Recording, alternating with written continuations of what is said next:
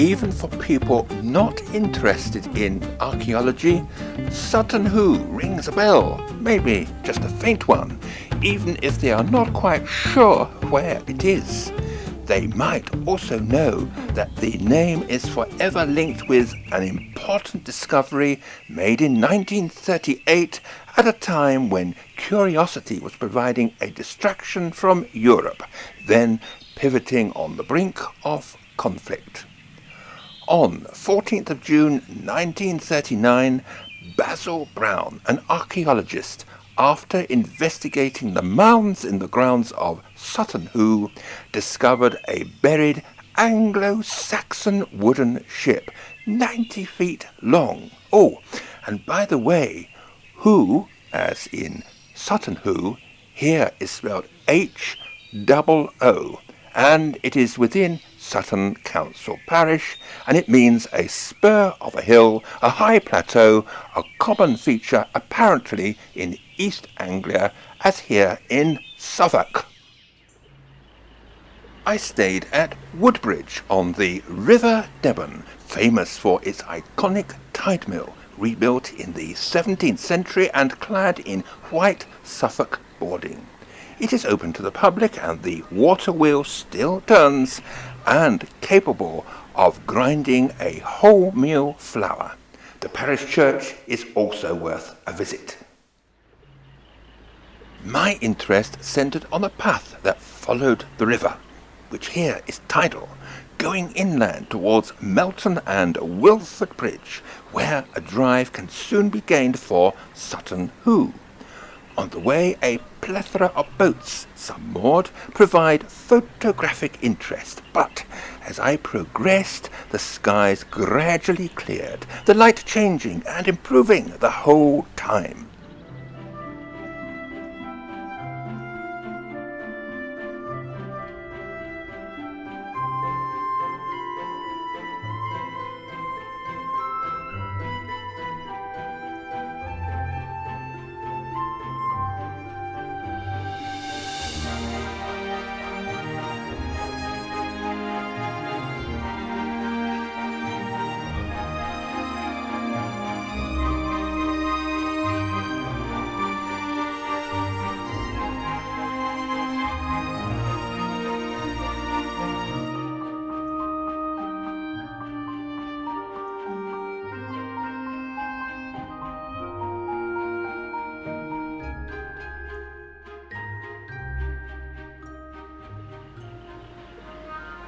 At Woodbridge, I was captivated by the view back down the river towards Woodbridge, which I photographed as I progressed in both directions.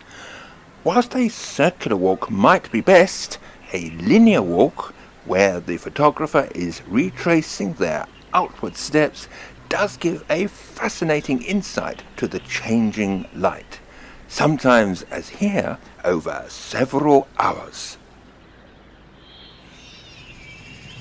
At Sutton Hoo, now a National Trust property, one of the best ways to soak up its atmosphere is to take a walk around the grounds which overlook the River Devon, backed by Woodbridge, and there are woods here too. Sutton Hoo House, now known as Tranmere House, is open to visitors and is furnished much the same way as it may have looked between the wars.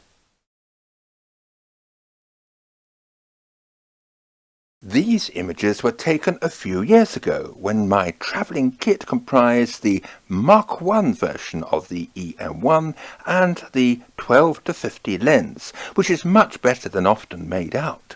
It is also very light and portable, essential for a long walk, but this one was relatively easy as it just followed a river. I saved RAW as usual and shot everything on program. This should not be confused with auto. Program means that, and whilst it works out the exposure automatically, which on some cameras can be controlled, you can, unlike auto, exercise control over white balance, metering and exposure. I liked Woodbridge and enjoyed a couple of evening walks by the river.